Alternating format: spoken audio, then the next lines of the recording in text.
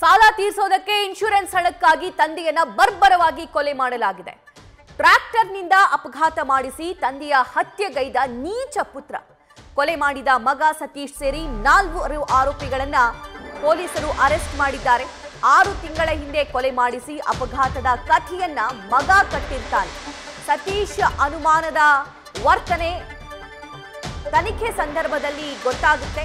ಕೊಲೆ ರಹಸ್ಯವನ್ನ ಪೊಲೀಸರು ಬಯಲಿಗೆಳೆದಿದ್ದಾರೆ. ಕಲಬುರಗಿಯ ಮಾಡಮೂಲ ಠಾಣೆಯಲ್ಲಿ ದಾಖಲಾಗಿದ್ದಂತಹ ಪ್ರಕರಣ ಇದು. 8 ತಿಂಗಳ ಹಿಂದೆ 6 ತಿಂಗಳ ಹಿಂದೆ ತಂದೆಯನ್ನ ಕೊಲೆ ಮಾಡಿಸಿ ಟ್ರ್ಯಾಕ್ಟರ್ ಹರಿದು ಅಪಘಾತ ಆಗಿದೆ ಅಂತ ಹೇಳಿ ಮಗ ಕಥೆ ಕಟ್ಟಿರ್ತಾನೆ. ಕಾರಣ ಇನ್ಶೂರೆನ್ಸ್ ಹಣಕ್ಕಾಗಿ ತಂದೆಯನ್ನ ಕೊಲೆ ಮಾಡಿಸಿದ್ದಾನೆ ಪುತ್ರ. ಟ್ರ್ಯಾಕ್ಟರ್ನಿಂದ ಅಪಘಾತ ಮಾಡಿಸಿ ತಂದೆಯನ್ನ ಹತ್ಯೆಗೈದಿದ್ದಾನೆ. ಈ ವಿಚಾರಕ್ಕೆ ಸಂಬಂಧಪಟ್ಟಂತೆ 4ರನ್ನ ಪೊಲೀಸರು ಅರೆಸ್ಟ್ ಮಾಡಿದ್ದಾರೆ. ಡೀಟೇಲ್ಸ್ ನೀಡ್ತಾರೆ ನಮ್ಮ ಕಲಬುರಗಿ ಪ್ರತಿನಿಧಿ ಭಜರಂಗಿ. ಈ ಪ್ರಕರಣವನ್ನ ಪೊಲೀಸರು ಭೇದಿಸಿದ್ದು ಹೇಗೆ? ಖಂಡಿತವಾಗಿ ಕೂಡ ಇದೊಂದು ನೀಚ ಕೃತ್ಯ ಅಂತ ಹೇಳ್ಬೋದು. ಯಾಕಂದ್ರೆ ತಂದೆ ಪಾಲಕರನ್ನ ಮಕ್ಕಳು ಸರಿಯಾಗಿ ನೋಡ್ಕೊಳ್ಬೇಕಾಗಿತ್ತು. ಆದ್ರೆ ಕಲಬುರಗಿಯಲ್ಲಿ ಈ ಒಂದು ಘಟನೆ ನಡೆದಿರುವಂತದ್ದು ತಮಗಿರ್ತಕ್ಕಂಥ ಸಾಲವನ್ನು ತೀರಿಸೋದಕ್ಕಾಗಿ ತಮ್ಮ ತಂದೆಯನ್ನೇ ಆಕ್ಸಿಡೆಂಟ್ ಮಾಡಿಸಿ ಹತ್ಯೆಗೈದಿರ್ತಕ್ಕಂಥ ಘಟನೆ ಬೆಳಕಿಗೆ ಬಂದಿದೆ. ಕಲಬುರಗಿ ಜಿಲ್ಲೆಯ ಚಿತ್ತಾಪುರ ತಾಲೂಕಿನ ಮಾಡಬೂಳು ಪೊಲೀಸ್ ಠಾಣೆಯಲ್ಲಿ ಕಳೆದ ಜುಲೈ 8ನೇ ತಾರೀಕು ಒಂದು ಅಪಘಾತ ಪ್ರಕರಣ ದಾಖಲಾಗಿತ್ತು. ಅಂತಂದ್ರೆ ಸಣ್ಣೂರು, ಕಲಬುರಗಿ ತಾಲೂಕಿನ ಸಣ್ಣೂರು ಬಳಿಯ ಒಂದು ಬೆಣ್ಣೂರು ಬಿ ಗ್ರಾಮದ ಬಳಿ ಒಂದು ಸ್ಕೂಟಿ ಮೇಲೆ ಮತ್ತೆ ಟ್ರಾಕ್ಟರ್ ಡಿಕ್ಕಿ ಹೊಡೆದ ಪರಿಣಾಮವಾಗಿ ಕಾಳಿಂಗರಾವ್ ಅನ್ನುವಂತಹ ಒಂದು 60 ವರ್ಷದ ಏನು ವಯಸ್ಸಾಗಿರ್ತಕ್ಕಂಥ ವ್ಯಕ್ತಿ ಇವರು ಅಪಘಾತ ಆಗಿತ್ತು. ಅಂದ್ರೆ ಈ ಪ್ರಕರಣದಲ್ಲಿ ಕಾಳಿಂಗರಾವ್ ಮತ್ತೆ ಆತನ ಪುತ್ರ ಸತೀಶ್ ಅನ್ನುವಂಥವನೇ ತನ್ನ ತಂದೆಯ ಹತ್ಯೆಗೆ ಮತ್ತೊಬ್ಬರಿಗೆ ಸ್ನೇಹಿತನ ಜೊತೆ ಸೇರಿಕೊಂಡು ಪ್ಲಾನ್ ಕೂಡ ಮಾಡಿರುವಂತದ್ದು. ಈ ಒಂದು ಪ್ರಕರಣ ಮಾಡಬೂಳು ಪೊಲೀಸ್ ಠಾಣೆಯಲ್ಲಿ ಜಸ್ಟ್ ಅಪಘಾತ ಅಂತ ದಾಖಲಾಗಿತ್ತು.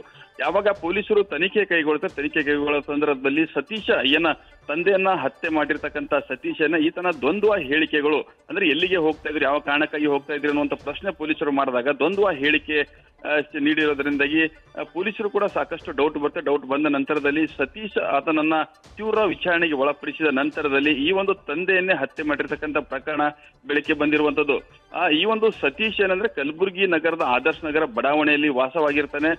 ಒಂದು ಹೋಟೆಲ್ ಅನ್ನು ಕೂಡ ನಡೆಸಿಕೊಂಡು ಹೋಗ್ತಾ ಇರ್ತಾನೆ. ಆದ್ರೆ ಈತನು ಮನೆ ಕಟ್ಟೋದ್ರ ಜೊತೆಗೆ ತಮ್ಮ ಸಹೋದರ ಮದುವೆಗಾಗಿ ಸಾಕಷ್ಟು ಸಾಲ ಕೂಡ ಮಾಡ್ಕೊಂಡಿರ್ತಾರೆ.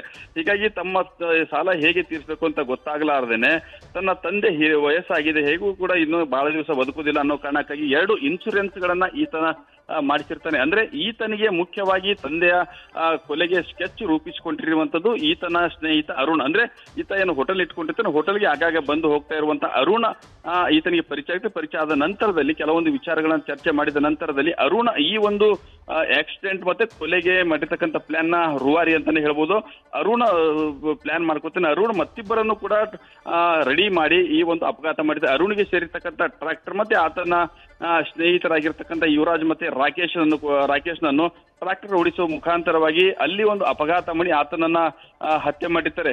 ಸತೀಶ್ ತಮ್ಮ ತಂದೆಯನ್ನ ಬೆಣ್ಣೂರು ಗ್ರಾಮಕ್ಕೆ ಮತ್ತೊಬ್ಬರ ಹತ್ರ ಸಾಲದ ಹಣ ತೆಗೆದುಕೊಂಡು ಬರಬೇಕು ಅಂತ ಹೋಗುವ ಸಂದರ್ಭದಲ್ಲಿ ರಸ್ತೆ ಪಕ್ಕದಲ್ಲಿಯೇ ಸ್ಕೂಟರ್ ನಿಲ್ಲಿಸಿ ರಿಸರ್ಚ್ ಅಂತ ದೂರ ಹೋಗ್ತಾನೆ. ಅದೇ ಸಂದರ್ಭದಲ್ಲಿ ನೇರವಾಗಿ ಟ್ರ್ಯಾಕ್ಟರ್ ತಂದು ಕಾಳಿಂಗರಾವ್ ಅಂದ್ರೆ ಸತೀಶ್ ಅವರ ತಂದೆಯವರು ಟ್ರ್ಯಾಕ್ಟರ್ ಡಿಕ್ಕಿ ಹೊಡಿಸಿ ಆತನನ್ನ ಸ್ಥಳದಲ್ಲಿ ಹತ್ಯೆ ಮಾಡ್ತಾರೆ. ಹತ್ಯೆ ಮಾಡಿರ್ತಕ್ಕಂಥ ಪ್ರಕರಣ ಸದ್ಯಕ್ಕೆ ಮಾಡಬೂಳು ಠಾಣೆ ಪೊಲೀಸರು ಕೂಡ ಈ ಒಂದು ಪ್ರಕರಣಕ್ಕೆ ಸಂಬಂಧಪಟ್ಟಂತೆ ಪಾಪಿ ಪುತ್ರ ಸತೀಶ್ ಮತ್ತೆ ಈ ಒಂದು ಆಕ್ಸಿಡೆಂಟ್ ಕೊಲೆಯ ರೂವಾರಿ ಆಗಿರ್ತಕ್ಕಂಥ ಅರುಣ್ ಮತ್ತೆ ಆತನ ಸ್ನೇಹಿತರು ರಾಕೇಶ್ ಯುವರಾಜ್ನನ್ನು ಕೂಡ ಸದ್ಯಕ್ಕೆ ಪೊಲೀಸರು ಬಂಧನ ಕೂಡ ಮಾಡಿರುವಂತದ್ದು.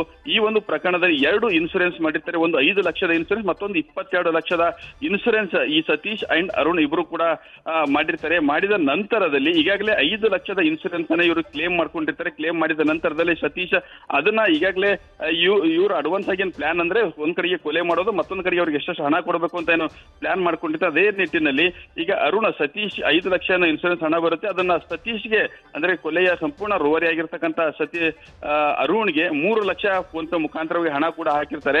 ಇನ್ನಿಬ್ರು ಏನು ಸ್ನೇಹಿತರಿದ್ದಾರೆ ಕೊಲೆಗೆ ಸುಪಾರಿ ಕೊಟ್ಟಿರ್ತಕ್ಕಂಥ ಅಂದ್ರೆ ಅವರು ಒಬ್ಬೊಬ್ಬರಿಗೆ 50 ಸಾವಿರ ರೂಪಾಯಿಯನ್ನ ಮಾತುಕತೆ ಆಡಿ ಈ ಒಂದು ಅಪಘಾತ ಮಾಡಿರುವಂತ. ಸದ್ಯಕ್ಕೆ ನಿಜಕ್ಕೂ ಇದೊಂದು ಆಘಾತಕಾರಿ ವಿಚಾರ. ಕೇವಲ ಇನ್ಶೂರೆನ್ಸ್ ಹಣ ಮತ್ತೆ ತಮ್ಮ ಸಾಲ ತೀರಿಸೋದಕ್ಕಾಗಿ ಮಗನನ್ನೇ ಹತ್ಯೆ ಮಾಡಿರ್ತಕ್ಕಂಥ ಘಟನೆ ಏನಿದೆ ಇದು ಸಾರ್ವಜನಿಕದಲ್ಲೂ ಕೂಡ ಸಾಕಷ್ಟು ಚರ್ಚೆ ಆಗ್ತಾ ಇದೆ. ಮತ್ತೊಂದು ಕಡೆಗೆ ಪುತ್ರ ಮಾಡಿರ್ತಕ್ಕಂಥ ನ್ಯೂಸ್ ಫಸ್ಟ್ ನಿರ್ಭೀತಿಯಿಂದ ನಿಮ್ಮ ಪರವಾಗಿ.